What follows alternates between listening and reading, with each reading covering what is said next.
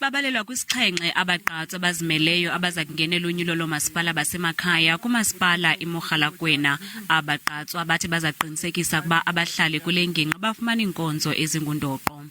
I've got support from my community to say, like, we're going to choose you as a councillor so that we can be able to represent, because the people have lost hope in political parties.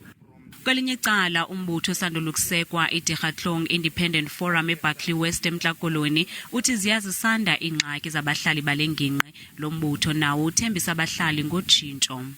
The Dikgatlong Independent Forum is fighting for the constitutional right of our people, because Section 26 and 27 is outlining the rights of our people, and Section 152 of the Constitution outlines the objectives of local government, which is the responsibility of our municipality to deliver basic services stipulated in the Constitution. Kanti eThekwini abantu abangenamakhaya bathethe phandle ngemingeni abajongene nayo ngakumaqela ezopolitiko. Banikezele ngoxwebhu lwezidingo zabo neziquka amanzi okuhlamba. Namashawa abalekile futhi ukuthi kube nawo amashawa ngeke ukuthi uzohamba uyofuna umsebenzi ungcolile. Abantu basidiscriminate la ngaphandle ugcine sofika la uyakhona sophelelwe ithemba la uyakhona. Bathi abanayo nemali yokuhlawula indawo ezenzelwe abantu abangenamakhaya.